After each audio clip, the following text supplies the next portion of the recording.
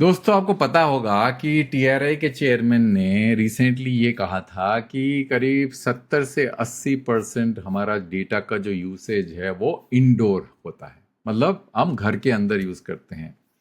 अब जनरली लोगों के पास में स्मार्टफोन्स ही अवेलेबल हैं। डेटा का यूसेज ब्रॉडबैंड से काफ़ी कम होता है, लोगों का स्मार्टफोन से ज़्यादा होता है। तो ये जो लो फ्रिक्वेंसी बैंड है वो इंडिया के लिए बहुत ज़्यादा ज़रूरी है। तो क्या क्या लो फ्रिक्वेंसी बैंड्स हमारे पास में 700 मेगाहर्ट्ज़ है, जिसका बैंड प्लान आपके सामने अवेलेबल है। उसके बाद हमारे पास में 800 मेगाहर्ट्ज़ है, जो कि आपके सामने नज़र आ रहा है। ये इस तरह का बैंड प्लान है जो मैं आपको डिटेल में समझाऊंगा। और 900 मेगाहर्ट्ज़ का स्पेक्ट्रम का बैंड प्लान है। हर ऑपरेटर को अलग अलग कलर से मैंने यहाँ पे इंडिकेट किया हुआ है। नाउ दोस्तों, यही तीन बैंड्स हैं हमारे पास में। 600 तो अभी ऑक्शन नहीं हुआ है और वो खाली पड़ा हुआ है। तो दोस्तों 700 मेगाहर्ट्ज का जो स्पेक्ट्रम है उसमें हम 5G कर रहे हैं। तो रिलायंस जियो यहाँ पे 5G कर रहा है, BSNL यहाँ पे 5G कर रहा है, और बाकी सारा जो स्पेक्ट्रम है वो PSUs एंड रेलवेज को दे दिया है। और ये भी BSNL जो है PSUs ही है। तो इसका मतलब निकला क्या कि जो 5G का जो हमारे जो लो फ्रिक्वेंसी कैपेसिटी रिक्वायरमेंट है, जो कि इंडोर के लिए बहुत ज़रूरी है, उसमें रिलायंस जो है सिर्फ 10 मेगाहर्ट्ज में अटक गया है। इससे ज़्यादा उसको स्पेक्ट्रम नहीं मिलेगा, क्योंकि 700 मेगाहर्ट्ज में और स्पेक्ट्रम है ही नहीं। और ये जो 5 मेगाहर्ट्ज स्पेक्ट्रम आपको नज़र आ रहा है ये भी रेलवेज को चला जाएगा। तो 10 मेगाहर्ट्ज के अलावा आपको स्पेक्ट्रम मिलेगा ही नहीं। तो इसका मतलब क्या निकला कि लो फ्रीक्वेंसी बैंड जिसमें 5G हो रहा है, जिसका इंडोर पेनिट्रेशन सबसे ज़्यादा है, वहाँ पे आप इसमें सीमित होकर रह जाएंगे। अब हम 800 की बात करते हैं। 800 मेगाहर्ट्ज में क्या है कि रिलायंस के पास में 4G कर रहे हैं वो 10 मेगाहर्ट्ज स्पेक्ट्रम है, और बहुत सारा स्पेक्ट्रम खाली पड़ा हुआ है। कुछ तो आपको दिख रहा होगा कि वो आपका वायलेट से है, वो आरकॉम के पास है, वो अटक गया है एनसीएलटी में। जब ये खाली होगा तो बहुत सारा स्पेक्ट्रम 800 में खाली पड़ा है जो किसी ने नहीं लिया है, रिलायंस ने भी नहीं लिया है। तो एक ऑप्शन ये हो सकता है कि लोग कह सकते हैं कि अच्छा, ये जो स्पेक्ट्रम है जो कि खाली है, जो कि आरकॉम के पास में है, जो कि निकल के बाहर आ जाएगा, उसमें हम 4G कर लेंगे, और ये वाला जो 10 मेगाहर्ट्ज स्पेक्ट्रम है इसको हम 700 से कंबाइन करके एक 20 मेगाहर्ट्ज का ब्लॉक बना लेंगे, जिसमें हमको जो है बेटर थ्रूपुट मिलेगा। क्योंकि कैरियर एग्रीगेशन का कॉन्सेप्ट तो एप्लीकेबल हो सकता है। तो दोस्तों इस वीडियो में मैं आपको ये समझाने की कोशिश करूंगा कि ये जो 700 और 800 मेगाहर्ट्ज स्पेक्ट्रम को क्यों नहीं कंबाइन कर सकते। और ये चीज जो है शायद ही किसी ने ठीक से नोटिस किया है। इवन टीआरए ने अपने रिकमेंडेशन में इस पूरे मुद्दे को बहुत ही मिस हैंडल किया है, क्योंकि उन्होंने स्पेक्ट्रम शेयरिंग का उनका जो नया रिकमेंडेशन है जो आपके सामने है, जो आपको दिखाना चाहता हूँ, recommendation of telecom infrastructure sharing and spectrum leasing, इसको उन्होंने बहुत ही मिस हैंडल किया हुआ है। जो रिकमेंडेशन है स्पेक्ट्रम शेयरिंग का, जो कि with in category of band जो है, जो आप कर सकते हैं। अभी तो खैर with in band spectrum sharing allowed है, बट टीआरआई ने अक्रॉस बैंड भी शेयरिंग अलाउ किया है, बट कैटेगरी में बांट दिया है, low frequency, mid frequency and high frequency. उससे कोई फायदा होने वाला नहीं है। तो ये वीडियो बहुत ही इंपॉर्टेंट होने वाला है दोस्तों। मैं आपको टेक्निकल तरह से समझाऊंगा कि इससे क्यों नहीं फायदा होगा, और ये क्यों 700 और 800 मेगाहर्ट्ज को कंबाइन नहीं कर सकते। बहुत ही इंपॉर्टेंट वीडियो होने वाला है दोस्तों, आप पूरा देखिए, आपको बहुत फायदा होगा, और ये लेमैन के तरह से मैं आपको समझाऊंगा। अब जैसे मैंने बताया है कि प्रॉब्लम स्टेटमेंट क्या है, गोल है कि 700 और 800 का कंबाइन 10 मेगाहर्ट्ज कंबाइन करके 20 मेगाहर्ट्ज स्पेक्ट्रम बनाया जाए, जिससे कि ये एक लार्जर ब्लॉक किया क्रिएट किया जाए 20 मेगाहर्ट्ज का, जिसमें 5G की जो कैपेसिटी कंस्ट्रेंट है इंडोर में उसको रिलैक्स कर सके। और तो कोई तरीका नहीं है। या तो आप 600 मेगाहर्ट्ज में 10 मेगाहर्ट्ज ले लीजिए, उसको भी कंबाइन करके जो है 20 मेगाहर्ट्ज बना लीजिए। और क्योंकि 700 मेगाहर्ट्ज में तो ऑलरेडी हैं, उनको फेंक तो सकते नहीं है, वो पूरा इंफ्रास्ट्रक्चर को नहीं तो उखाड़ के फेंकना पड़ेगा, और रिलायंस को 600 मेगाहर्ट्ज में 20 मेगाहर्ट्ज करना पड़ेगा। तो इसमें कॉम्बिनेशन पॉसिबल है कि नहीं, उसके बारे में बात करेंगे। हम बात करेंगे कि रियलिटी क्या है कि एडजेसेंट बैंड, जो कि फ्रीक्वेंसी बैंड बहुत पास पास में है, जैसे 700 हो गया, 800 हो गया, 900 हो गया, अगर ये हम कंबाइन करने की कोशिश करेंगे जिसमें एक लार्जर ब्लॉक साइज क्रिएट हो सके, जिससे कि थ्रूपुट डबल हो जाए, वो बहुत ही इनएफिशिएंट है। वो कभी इंप्लीमेंट नहीं किया गया है कहीं पे भी वर्ल्ड में। और इससे क्या होगा कि अगर ये ठीक से इंप्लीमेंट करना चाहते हैं जिससे कि आपको पूरा कवरेज गेन मिले, क्योंकि इसमें क्या होगा, जैसे ही आप इसको कंबाइन करेंगे 700 और 800 को, जो मैं आपको दिखा रहा हूं यहाँ पे, कंबाइन करेंगे कन्वेंशनल तरीके से, तो होगा क्या, आपका कवरेज जो है एट द मैक्स 50% श्रिंक हो जाएगा दोनों बैंड का। मतलब 700 का कवरेज ये 50% कम हो जाएगा, 800 का कवरेज भी 50% कम हो जाएगा। तो फायदा क्या हुआ, तो इंडोर कवरेज तो वैसे ही खत्म हो गया। तो यही चीज मैं आपको इस वीडियो में समझाऊंगा कि 700-800 को अगर स्टैंड अलोन कवरेज किया जाए और सेम ब्लॉक ऑफ स्पेक्ट्रम को यूज किया जाए, उसका कवरेज जो है वो कहीं ज्यादा होगा बल्कि दोनों कंबाइंड स्पेक्ट्रम का। तो यही चीज हम समझने की कोशिश करेंगे।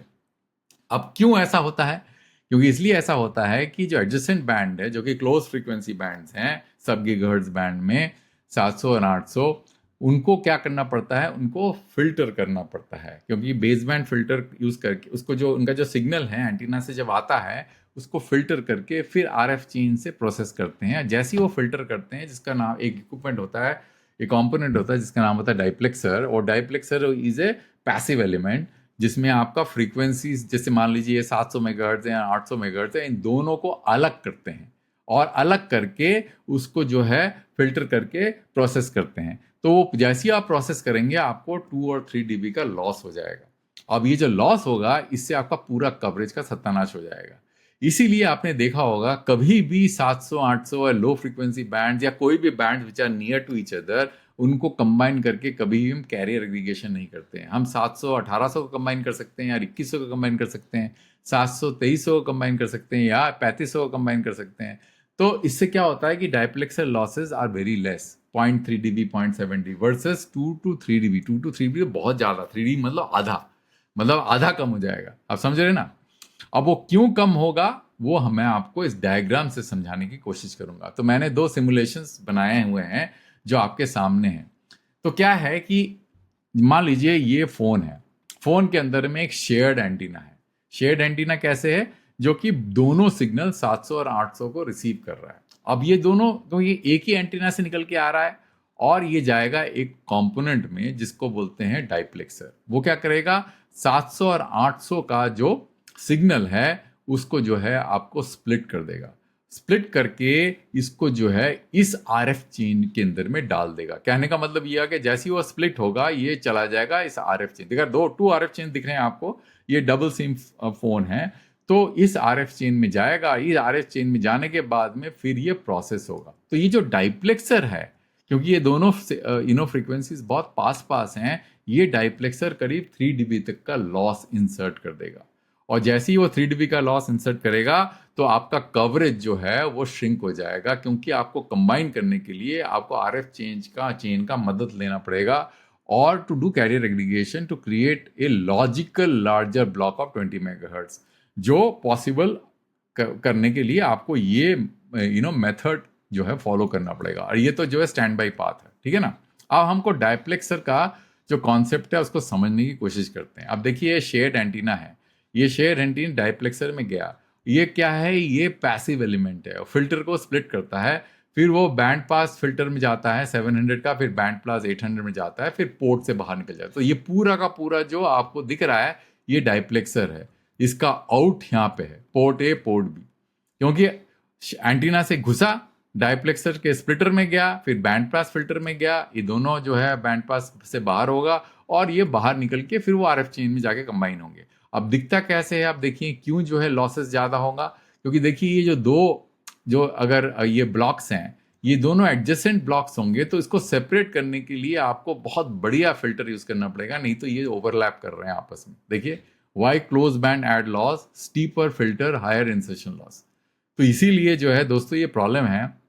तभी आपको जो है, जब ये पद्धति जो है आप करेंगे, तो आपको काफी नुकसान होने वाला है। अब देखिए दोस्तों, एक तरीका और है कि ऑप्शन 2, 2 एंटीना यूज करते हैं, एक एंटीना करना करके 2 एंटीना यूज करते हैं। तो एंटीना 1 में 700 मेगाहर्ट्ज का सिग्नल जो है वो हम लोग रिसीव करेंगे, एंटीना 2 में 800 का सिग्नल रिसीव करेंगे। पर प्रॉब्लम क्या है, पहले तो 2 एंटीना अगर फोन में डालेंगे तो फोन का डिजाइन बहुत कॉम्प्लेक्स हो जाएगा। पर अगर आपने किया भी, इससे कोई फायदा इसलिए नहीं होने वाला है, फिर भी आपको डायप्लेक्सर से भेजना पड़ेगा। उसके बाद में फिर वो ये आरएफ चेन में जाएगा, फिर वो बेस बैंड में जाएगा, और उसमें क्या होगा कि आपका सीए जो आप करने की कोशिश करेंगे, दोनों को कंबाइन करेंगे at a single block of 20 megahertz, उसमें फिर लॉसेस इंसर्ट हो जाएंगे।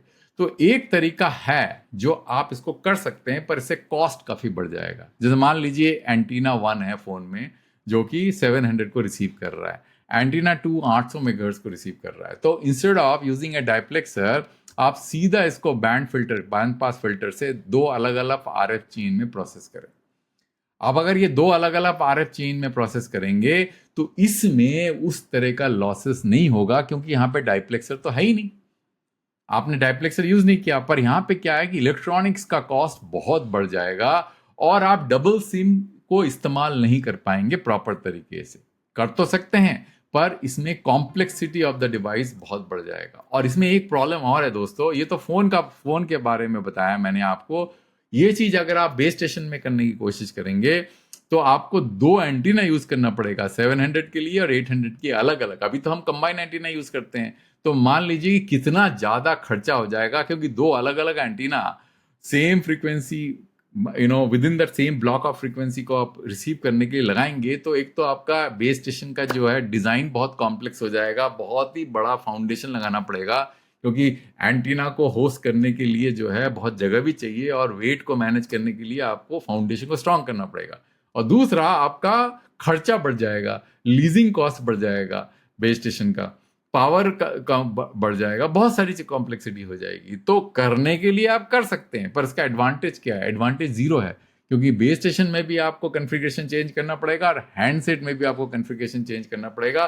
दोनों का कॉस्ट एक्सपोनेंशियली बढ़ जाएगा, इससे कोई फायदा नहीं होगा और इससे नुकसान हो जाएगा। जैसे आपको मैंने बताया तीनों option, option A, option B, option C, ये आपका यूई साइड में, और बेस स्टेशन भी आपको समझा दिया मैंने। बट ये ऑप्शन सी जो है ये आप यूज कर सकते हैं, पर इसमें only viable for premium device और बेस स्टेशन में जबरदस्त चेंजेस करने पड़ेंगे। Who actually benefits? Only high and device might support it. अब जो इंडियन कंज्यूमर के पास में हाई एंड फोन है, वहां पे उन्होंने दो अलग अलग आरएफ चेन यूज किया, डायप्लेक्सर नहीं यूज किया डिवाइस एंड में, उनको शायद फायदा हो जाए। पर बेस स्टेशन में अगर आप बिना डायप्लेक्सर के आप अगर उसको करेंगे तो आप बताइए, आपको दो अलग अलग एंटीना लगाना पड़ेगा 700 के लिए और 800 के लिए। आप सोचिए कितना ज्यादा खर्चा हो जाएगा। और हैंडसेट ने अगर मान लो कि रिसीव हैंडसेट, जैसे आपका क्या होता है कि एक बेस स्टेशन मान लीजिए आपका यहाँ पे लगा हुआ है और यहाँ पे आपका हैंडसेट है।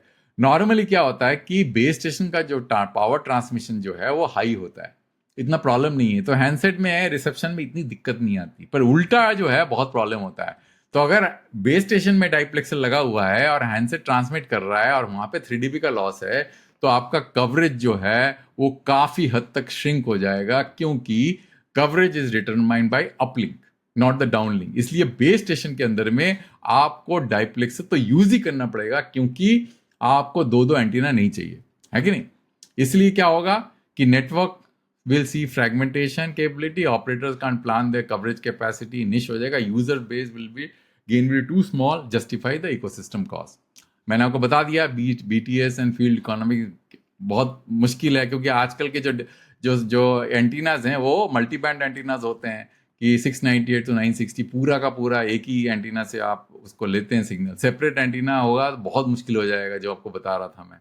और uplink dictates the coverage, so every dB lost in the cell adjacent band we can not fix. क्योंकि आप देखिए हैंडसेट का डिजाइन आपने चेंज कर दिया, कोई फायदा नहीं हुआ, क्योंकि बेस स्टेशन से पावर मनी वे ज्यादा आता है। और अगर बेस स्टेशन का डिजाइन आपने जो है सेम रखा आज की तरह से, तो हैंडसेट ने पावर ट्रांसमिट किया और यहाँ पे आपको डायप्लेक्सर लगा हुआ है, यहाँ पे डायप्लेक्सर लगा हुआ है, तो फायदा क्या हुआ? वो लॉस तो हो गया ना।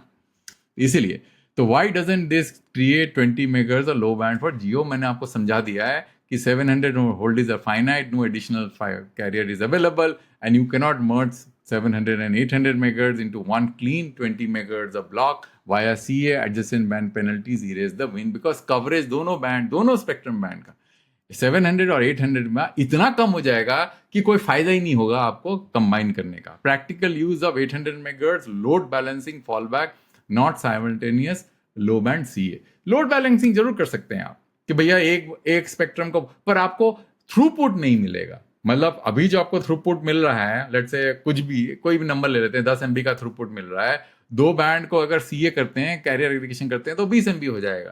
बट अभी क्या होगा कि आपको दो अलग अलग स्पेक्ट्रम में लोड बैलेंसिंग करना पड़ेगा।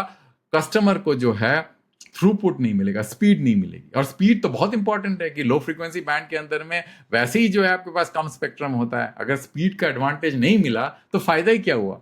लोड बैलेंसिंग करके कोई खास फायदा तो होने वाला है नहीं, आप समझे ना, क्योंकि आपको तो स्पीड से मतलब है, आपको तो, क्योंकि 5G में इज ऑल अबाउट स्पीड, और 10 मेगाहर्ट्ज में आपको ज्यादा स्पीड मिलेगा नहीं, इससे अच्छा तो 4G रहने दो उसको, 5G करने का फायदा क्या हुआ? इसलिए एक और चीज है कि टीआरआई ने इस मुद्दे में बिल्कुल ही दिमाग नहीं लगाया। मैं तो वाकई बहुत ज्यादा डिसअपॉइंटेड हूं the way TRAI actually has give his recommendation. अगर आप टीआरआई का रिकमेंडेशन देखें, recommendation of TRAI spectrum infrastructure sharing and leasing, TRAI ने क्या किया है? टीआरआई ने कहा था जब शुरू में, जब इसके बारे में उन्होंने जस्टिफाई किया था, उन्होंने कहा कि access service providers may opt for inter band sharing in limited congested areas to improve what? Inter band sharing की बात कर रहे हैं। To improve what? Inter band means दो अलग अलग bands, not intra band, right? With in 700 and with in 800 नहीं, 700 और 800 की बात हो रही है। To improve quality of service, quality of service means okay, load balancing, समझ में आ गया कि क्वालिटी ऑफ सर्विस, ज्यादा कैपेसिटी मिल गई उनको, और सॉरी ज्यादा उनके पास में ज्यादा स्पेक्ट्रम मिल गया। And to increase throughput requirement, जो आपको मैं समझा रहा था, थ्रूपुट तो बढ़ेगा ही नहीं क्योंकि कवरेज कम हो गया आपका, तो थ्रूपुट कैसे बढ़ेगा? कवरेज में आपको 50% का हिट हो गया, तो it may result in significant consumer benefit in terms of improve quality of service and coverage of telecom network. कैसे? नहीं, क्योंकि टीआरआई का जो रिकमेंडेशन है वो बहुत ही अजीब किस्म का रिकमेंडेशन है। उन्होंने क्या कर रखा है, अगर आप ये रिकमेंडेशन देखिए, band sharing, inter band sharing is allowed within categories of spectrum, means 600, 700, 800, 900, 1800, 2100। फिर उसके बाद उन्होंने क्या किया? 2300, 2500, 3300 and then high frequency band. अब मैंने आपको बताया कि लो फ्रीक्वेंसी बैंड में आप सीए तो कर ही नहीं सकते, हाँ आप जो है लोड शेयरिंग कर सकते हैं क्रॉस दिस बैंड, पर किसी ऑपरेटर के पास में अगर 700 है और किसी के पास में लेट्स से 900 है, वो क्यों शेयर करेगा? वो अपना कॉम्पिटिटिव एडवांटेज को क्यों डिसमेंटल करेगा? Unless both combine creates a win win situation. मान रहे ना आप बात? जैसे रिलायंस के पास में अगर 700 है, अगर भारती के पास 900 है, और मान लीजिए यार 700 और 900, और वोडाफोन के पास 900 है, 700 और 900 को कंबाइन करके आप जो है एक बड़ा ब्लॉक ऑफ स्पेक्ट्रम क्रिएट कर रहे हैं जिससे कि कंज्यूमर को ज्यादा थ्रूपुट मिल रहा है, तो समझ में आती है। बट रिलायंस के पास में ऑलरेडी 700 है, वोडाफोन के पास 900 है, अब उस दोनों को शेयर करने का क्या मोटिवेशन है? मान लीजिए कि क्यों शेयर करेगा उसको? क्योंकि रिलायंस बोलेगा कि मैं तो आपका 700 का एडवांटेज वोडाफोन को लेने नहीं दूंगा, वैसे भी वो कंस्ट्रेंड है। तो ये जो लोड शेयरिंग की जो ऑप्शन है, जो टीआरआई ने यहाँ पे बोला हुआ है कि कैटेगरी 1, कोई मतलब नहीं निकलता, कोई नहीं करेगा ये। और क्यों उन्होंने ऐसा कर रखा है? क्योंकि उन्होंने कहा है कि जो ऑक्शन के अंदर में डिमांड कम हो जाएगा, because just to protect the auction, कि भैया अगर मैंने जो है cross spectrum sharing, across bands अगर शेयरिंग, कैटेगरी 1 एंड कैटेगरी 2 अगर शेयरिंग अलाउ कर दिया, तो कैटेगरी 1 में डिमांड कम हो जाएगा क्योंकि लोग अलग अलग स्पेक्ट्रम ब्लॉक्स ले लेंगे और आपस में शेयर कर लेंगे। ये तो बहुत ही अजीब किस्म की सोच है, क्योंकि अभी तो सारा स्पेक्ट्रम रिजर्व प्राइस में बिक रहा है, तो डिमांड का तो कोई, there is actually no demand. तो ये तो हाइपोथेटिकल सिचुएशन क्रिएट करके उन्होंने ऐसा रिकमेंडेशन बनाया है जिसका कोई वैल्यू नहीं है। Absolutely, I do not know why the industry doesn't really recommend all these things and tell TRAI कि इसको करने से कितना नुकसान होने वाला है। आपने पता नहीं क्यों रिकमेंड किया, और डीओटी जो है इसको देख रही है टू इम्प्लीमेंट दिस। मुझे तो ये भी समझ में नहीं आता है कि कोई भी टेक्निकल बंदा है नहीं क्या जो कि वेंडर कम्युनिटी को बिलोंग करता है, जो कि टीआरआई को जाके रिकमेंड करे कि आपने ये क्या करके रखा हुआ है, इससे कुछ फायदा नहीं होने वाला। पता नहीं, मेरे को तो वाकई I feel very disappointed and disgusted. तो consumer and operator impact context in India, मैंने आपको बताया था, consumer side no majority of mid band phone, उस पास में सीए केबिलिटी नहीं होगा, कोई इतना कॉम्प्लेक्स जो है 2 RF चेन 2 एंटीना करके डिवाइस बनाएगा नहीं। अगर किसी ने बनाया भी, वो हाई एंड फोन्स में होगा, मिनिस्क्यूल होगा, किसी को फायदा नहीं होगा। Almost 99% of the population will not be able to leverage the capability which you can create. मतलब लोग बना सकते हैं ऐसा डिवाइस जिसमें कि, ये मैंने आपको बताया था ना कि दो जो है ऑप्शन 3 केस 3 में, कि आप 2 एंटीना यूज करिए और 2 अलग अलग RF चेन को यूज करके आप उसको करिए, इसमें आपको लॉस नहीं होगा, इसमें डायप्लेक्सर यूज नहीं होता है। कर सकते हैं आप, पर क्यों करेंगे? क्योंकि इसका प्राइस बढ़ जाएगा डिवाइस का, कोई फायदा नहीं है, कोई ऑर्डिनरी फोन में यूज नहीं कर सकते। और बेस स्टेशन साइड में तो ऑपरेटर बिल्कुल नहीं करेगा, बिकॉज उसको दो एंटीना यूज करने पड़ेंगे लो फ्रीक्वेंसी में। और अगर और भी फ्रीक्वेंसीज में अलग अलग करना चाहते हैं तो और भी 4-5 और 6 एंटीना यूज करना पड़ेगा। तो मैंने इसको दिखा दिया, operator side forcing BTS complexity cost, spectrum ROI better to invest in mid band refarming and smarter scheduling. तो आपको बता दिया मोटा मोटा, ये समरी है। Physics plus handset RF budget makes 700 and 800 megahertz ये completely impractical. Even if engineering payoff is done, it is tiny benefit only to the elitist. Cost will be of system wide. तो कोई फायदा नहीं होगा। TRE sharing rule को कोई, इसको पता नहीं उन्होंने दरकिनार कर दिया, उन्होंने देखा भी नहीं ये चीज को, पता नहीं किसने एडवाइस किया उन लोगों को इस तरह का जो उन्होंने शेयरिंग रूल निकाला है। उसमें उन्होंने कंपार्टमेंट्स बना दिए और उन कंपार्टमेंट में शेयरिंग का कोई मतलब नहीं निकलता, because of this issue of diplexer जो मैंने आपको समझाया था यहाँ पे। डाइप्लेक्सर ये क्रिएट करेगा loss both side, on the BTS side, on the handset side. Strategy है 700 for coverage, mid band for capacity, optimize load balancing, वो तो ठीक है, पर स्ट्रैटेजी, मेन स्ट्रैटेजी है कि और स्पेक्ट्रम निकालो भाई 700 में। 700 का जो दिख रहा है आपको, आपने इतना स्पेक्ट्रम रेलवे को दे रखा है, इतना जो है डिफेंस को दे रखा है, और ये बीएसएनएल लेके बैठी हुई। अब बीएसएनएल को और एक प्रॉब्लम होने वाली है, बीएसएनएल यहाँ पे अटक गया, वो यहाँ पे तो 4G करने बैठे हुए हैं। तो बीएसएनएल तो बिल्कुल they are sandbox, they will not be able, because this is the problem. तो यही प्रॉब्लम है दोस्तों कि spectrum strategy is most important. अगर आप स्पेक्ट्रम को ठीक से नहीं समझेंगे और सारा का सारा जो नुआंसेस हैं स्पेक्ट्रम का कि कहाँ कहाँ पे लिमिटेशन, इसको नहीं समझेंगे और आंख बूद करके स्पेक्ट्रम के रिकमेंडेशन निकालेंगे और ऑक्शन करेंगे, तो यही हाल हमको झेलना पड़ेगा आने वाला टाइम में। चाहे वो 5G हो, 6G हो, 7G हो, 8G हो, किसी का कोई फायदा नहीं होगा, बिकॉज टीआरए चेयरमैन का वर्ड को आप मानना, आप जो है गांठ बांध लीजिए। 80 to 90% of the population use data indoors और most of the data is consumed on smartphones. अब स्मार्टफोन के अंदर में आपको कवरेज ही नहीं मिलेगा तो आप क्या कर लोगे? और कैपेसिटी आपको वैसे ही नहीं मिल रहा है क्योंकि कम स्पेक्ट्रम है, और कैपेसिटी बढ़ाने के लिए दो को कंबाइन करेंगे तो फिर अब लोड बैलेंसिंग करेंगे, पर ये तो होगा ही नहीं, इसका मतलब थ्रूपुट बढ़ेगा नहीं। दोस्तों आप समझ रहे हैं ना कि क्यों मैं इतना कंसर्न हूं और क्यों मैंने ये वीडियो बनाया है, कि एक हिंदी में बनाया है जिससे कि एक कॉमन आदमी को समझ में आए कि हमारा जो स्पेक्ट्रम पॉलिसी है वो कितना स्क्रूड अप है ना। टेक्नोलॉजी का प्रॉब्लम नहीं है, it is a problem of regulation, it's a problem of good advice to TRAI, it's a problem of industry working towards a larger goal. सब आपस के में पैर काटने में लगे हुए हैं। दैट इज वाई आज की तारीख में हमारा ये हाल है देश का। दोस्तों thank you for watching till the end.